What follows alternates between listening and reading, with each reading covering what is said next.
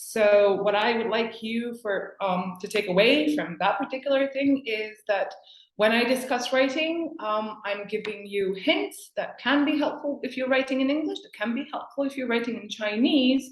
But if you do the opposite of what I'm saying, and if anybody reading your story that is Chinese set and written in Chinese and translated into English thinks it's bad writing, they are not necessarily right.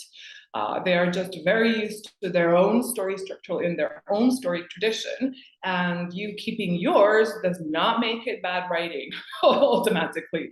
So I find this a very important point because I like all kinds of stories and I come from a tradition where all kinds of stories are welcome. And this, I think, has enriched me both as a reader and as a writer. We will go to the 7-point plot, which is the Western standard plot that is probably familiar to you from all the Hollywood movies that you've probably seen. And I've picked this slide because it not only gives you what the plot does, and this is where it says hook, plot turn, midpoint, pinch, and plot turn. In the brackets is what happens to the character.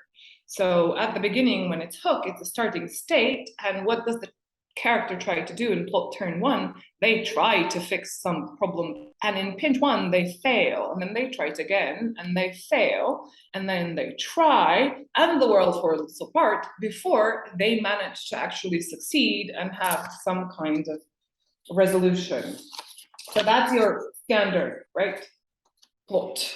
So following this plot can get you more audience in the English-speaking world, but it doesn't actually mean that you will manage to get all of your readers on the same page. If you've been writing for a while and if you've been using beta readers, you probably know that if you give your story to 10 people, they will see very different things in the words that you've written.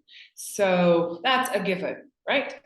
When you're trying to write across cultures, the thing is that you need to also keep in mind that it is good practice to actually keep in mind that the values, customs, hints, details that carry meaning to you within your own culture might not carry those meanings to other cultures, right?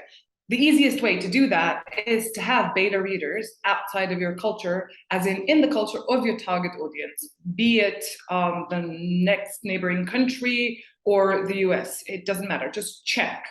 So what we did is when we were telling the story from each character's point of view, what we did is we wrote it down. So here in the first column, you see the names of the characters, and then the B, C, D, E columns are the beats of the story. And now we're in the text, which is in Croatian, is what happens in each beat.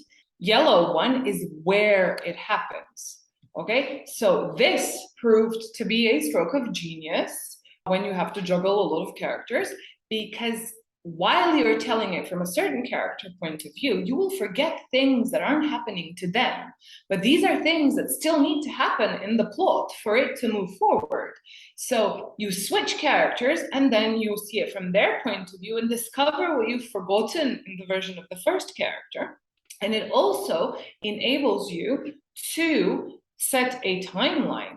The screen, the lower part in red, is what I do last. When I'm done telling the story from each character points of view, and when I put everything in order, I also go through it one more time to see if the timeline works.